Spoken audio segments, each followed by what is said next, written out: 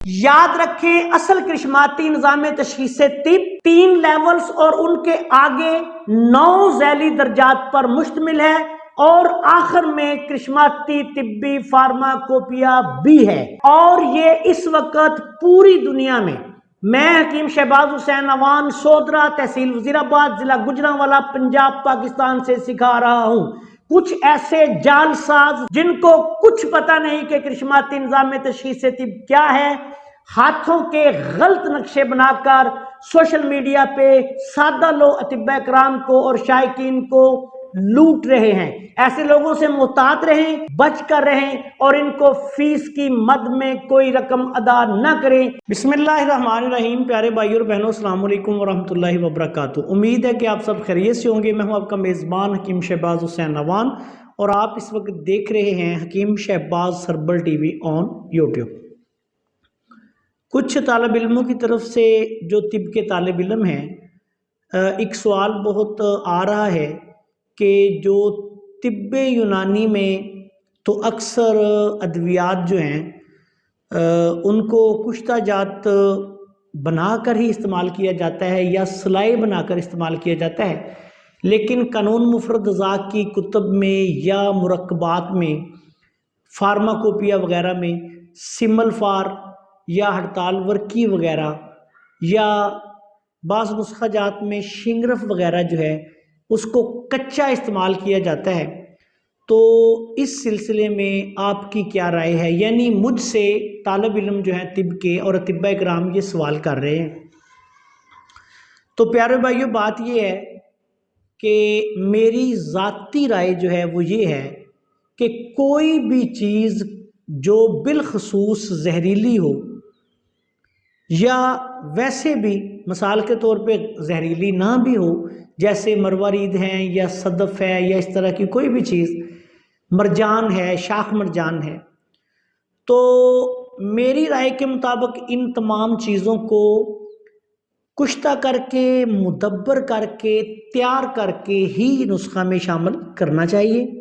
میں ذاتی طور پر بھی ہمارے جو نسخہ جات ہوتے ہیں ان میں حتی الامکان ہم کوشش کرتے ہیں کہ کسی خطرناک اور زہریلی دوا کو استعمال ہی نہ کیا جائے، لیکن بعض ادویات بہت مفید ہوتی ہیں اور مجبوری کی حالت میں جب ان کا استعمال ناگزیر ہو جاتا ہے تو پھر ہم ان کو مکمل طور پر تیار کر کے استعمال کرتے ہیں۔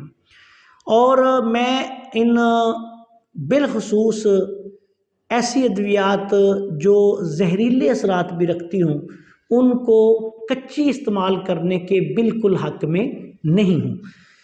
اس کی مثال ایسے ہے کہ جیسے بالکل عام سی کامن سینس کی بات ہے کہ گوشت جو ہے یہ کتنا ایک بہت ہی طاقت کا خزانہ ہے۔ چھوٹا گوشت ہو، بڑا گوشت ہو، دیسی مرغی کا ہو، کوئی ہرن کا ہو، کسی بھی جانور کا ہو، کبوتر کا ہو، تیتر کا ہو، تو کیا ہم اسے کچا کھا سکتے ہیں؟ یا کچا کھائیں گے تو کیا اس کے اصل جو اثرات ہیں اس سے مستفید ہو سکیں گے؟ قطعاً نہیں۔ اسی صورت میں ہم اس سے بہترین فائدہ اٹھا سکتے ہیں جب تک اس کو پکائیں اور پھر اس کے ساتھ مناسب مسالہ جات جو ہیں وہ شامل کریں۔ یہ بالکل میں نے کامن سینس کی بات آپ کو بتا دی ہے جو ایسے سوال کر رہے ہیں۔ میں ذاتی طور پر یہ دیکھیں، ہم اکسیر نمبر 5 بناتے ہیں نا، جو ہمارا نسخہ ہے، جو کرشماتی طبی فارماکوپیا کے میں اپنے نسخے استعمال کرتا ہوں، تو یہ دیکھ لیں، یہ میرے پاس گولڈن کلر کی ہڑتال ورقیہ بنی ہوئی ہے۔ یہ مدار میں تیار کرتا ہوں۔ میں مدار میں یعنی آگ میں کئی طریقوں سے ہڑتال ورقیہ کو کشتہ کر لیتا ہوں۔ آسان سے آسان ترکیبیں بھی ہیں، تھوڑی سی مشکل بھی ہیں۔ تو یہ کشتہ ہڑتال ورقیہ در مدار یہ گولڈن کلر کا بنتا ہے، یہ میں نے تیار کیا ہوا ہے۔ اس کو ہم اپنی اکسیر میں شامل کرتے ہیں۔ اسی طرح یہ ایک سنہری کلر کا، یہ بھی کشتہ ہڑتال ورقیہ در مدار ہے۔ یہ اس کی تھوڑی سی مختلف ترکیب ہے۔ اس میں یہ ہڑتال ورقیہ سنہری کلر کی تیار ہوتی ہے۔ تو یہ بھی ہم اپنے نسخوں میں جو شامل کرتے ہیں، عمومی طور پر یہ کرتے ہیں۔ اسی طرح یہ دیکھیں، یہ پارا ہے، یہ کشتہ پارا اکسیری، تو جہاں ہمیں پارے کے استعمال کی ضرورت ہوتی ہے میں نے کبھی کچا پارا استعمال نہیں کیا۔ یہ اللہ کے فضل و کرم سے میں مختلف طریقوں سے پارے کو بھی کشتہ کر لیتا ہوں۔ میں نے کلی سے لے کے ہیرا تک کو کشتہ کیا ہے، جڑی بوٹیوں میں کشتہ کیا ہے، اور میں حتی الامکان یہ کوشش کرتا ہوں کہ ان چیزوں کو کم سے کم استعمال کیا جائے یا نہ کیا جائے۔ لیکن بعض صورتوں میں جب آپ مثال کے طور پہ اب مریض کی عمر 60 70 80 سال ہو گئی ہے، یا اس کی بیماری اس نوعیت کی ہے کہ وہ اکثرات کے بغیر ٹھیک نہیں ہو سکتی، تو پھر ایسی صورت میں زندگی بچانے کے لیے، مریض کو صحت یاب کرنے کے لیے ہم اپنی کوشش جو کرتے ہیں اس میں پھر یہ ادویات تیار کر کے ڈالتے ہیں۔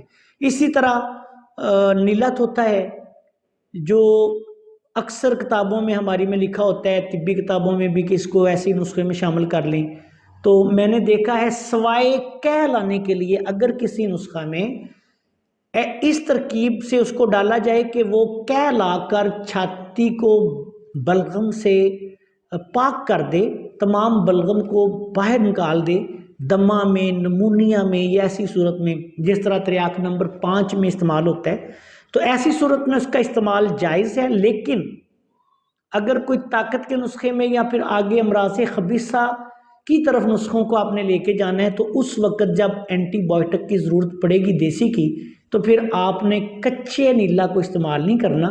پھر ہم جو استعمال کرتے ہیں، ہم نیلے کو بھی بڑے طریقوں سے بنا لیتے ہیں، آدھے گھنٹے میں بھی میں نیلا کشتہ کر لیتا ہوں اللہ کے فضل سے۔ اور اس کے علاوہ بہت سے طریقے ہیں، میں نے ایک آسان سا طریقہ جو ہے 2-3 طریقوں سے میں نیلا کشتہ کرتا ہوں ریٹھے میں۔ تو ریٹھے کے چھلکے میں ہم نیلا کو بنا کے پھر اس کو اپنے نسخہ جات میں شامل کرتے ہیں، اور وہ بھی ہم ایسے نہیں ہر ایک کو دے دیتے، جس وہ سمجھتے ہیں کہ اس کو اب ہائی پوٹینسی اینٹی بائیوٹک کی ضرورت ہے اس کو پھر استعمال کرواتے ہیں۔ اسی طرح رسک پور وغیرہ یا اس طرح کی دوائی، اگر کچھ ادویات جو کینسر میں، تو پھر بھی ہم بہت سوچ سمجھ کے ان کو استعمال کرتے ہیں۔ کوشش ہماری یہ ہوتی ہے کہ ان کے بغیر ہی دوسری بہت سی جڑی بوٹیاں اللہ تعالیٰ نے پیدا کی ہیں اللہ کے فضل و کرم سے، جو زہریلی بھی نہیں ہوتی، ان کے کوئی ایسے اثرات خطرناک مرتب بھی نہیں ہوتے، لیکن وہ بڑے اچھے طریقے سے بہت زبردست کام کرتی ہیں۔ تو میں کوشش کرتا ہوں کہ ان کا استعمال کیا جائے، لیکن چونکہ اللہ کے فضل و کرم سے میں نے اپنی زندگی کے 30-35 سال اس فن میں گزارے ہیں، اور میرے اساتذہ کے خاندان تو ہزاروں سالوں سے طب سے وابستہ ہیں، تو ہمیں جو سینہ بسینہ بہت سی چیزیں پہنچی ہیں، وہ ہم اس فن کو استعمال کر کے نسخہ جات میں کچی چیزیں کبھی استعمال نہیں کرتے۔ یہ میرے اساتذہ کی طرف سے مجھے خصوصی ہدایت تھی، اور میں بھی اپنے آگے شاگردوں کو یہ ہدایت کرتا ہوں کہ کوئی بھی چیز ہے سمپل فار اگر آپ نے کسی نسخہ میں ڈالنا ہے اس کو تیار کر کے ڈالیں، مدبر کر کے ڈالیں، کشتہ کر کے ڈالیں، میٹھا تیلیہ کو ڈالنا ہے مدبر کر کے ڈالیں، ازراکی کو ڈالنا ہے مدبر کر کے ڈالیں، اور یہ جو ہڑتال ورقیہ ہے، شنگرف ہے، اس کو تیار کر کے ڈالیں۔ جو میں نے پہلے مثال دے دی کہ کچی اور پکی چیز میں بہت فرق ہوتا ہے۔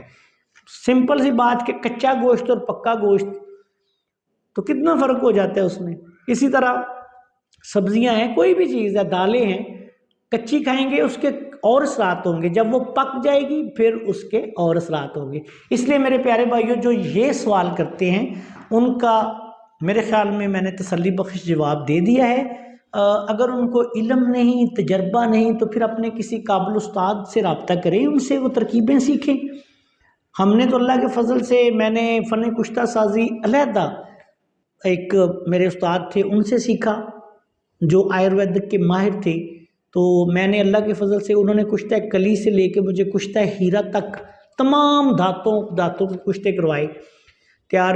اب اللہ کے فضل سے اگر جب ہمیں ضرورت پڑتی ہے تو ہم بنا لیتے ہیں، یہ تو کوئی مسئلہ ہی نہیں۔